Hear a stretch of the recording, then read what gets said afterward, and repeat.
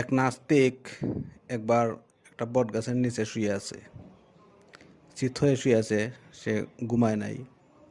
তো শুয়ে উপরের দিকে তাকিয়ে আছে, বট গাছের বিশাল ডালপালা দেখতেছে, আর বট গাছের ফল দেখতেছে, বট ফল, ছোটো ছোটো গোটার মতো ফল। তো দেখে সে চিন্তা করতেছে, সে তো নাস্তিক, তার চিন্তাই এরকম।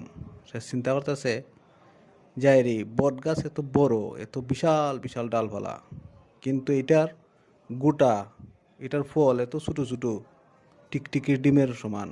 আর লাউ গাছ একটা চিকন লতা, এই লাউ গাছ একটা আঙ্গুলের সমান মোটা, কিন্তু এটার মাঝে যে ফল ধরে, লাউ ধরে, এই লাউগুলো তো অনেক বড় বড়, 4 কেজি 5 কেজি ওজনের লাউ। সে মনে মনে চিন্তা করতেছে, হ্যাঁ, আল্লাহর নাকি পরিকল্পনা। তা আল্লাহর পরিকল্পনা দেখি কেন, এটা কেমন পরিকল্পনা হইলো? এত বড় বিশাল গাছে ছোটো ছোটো গোটা, আর ছোটো লাউ গাছে বড় বড় লাউ। এই কথা চিন্তা করতেছে, এর উপরের দিকে তাকাই আছে, আর সে সে মুসকে মুসকে হাসতেছে। ঠিক ওই সময় একটা বট গাছের গোটা টুপ করে তার চোখের মধ্যে পড়ছে।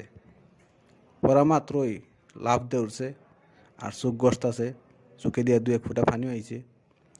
এখন সে চিন্তা করতেছে, কয় হায় রে হায়, এই বট গাছের গোটা যদি লাউয়ের সমান মোটা হইতো, মিষ্টি কুমড়ার সমান হইতো, হ্যাঁ, অথবা লাউর সমান হইতো, 4-5 কেজি ওজন হইতো, তো আজকে আমি শেষ আসলাম। আজকে তো আমার কল্লা গেল কিনে চিচ্ছা।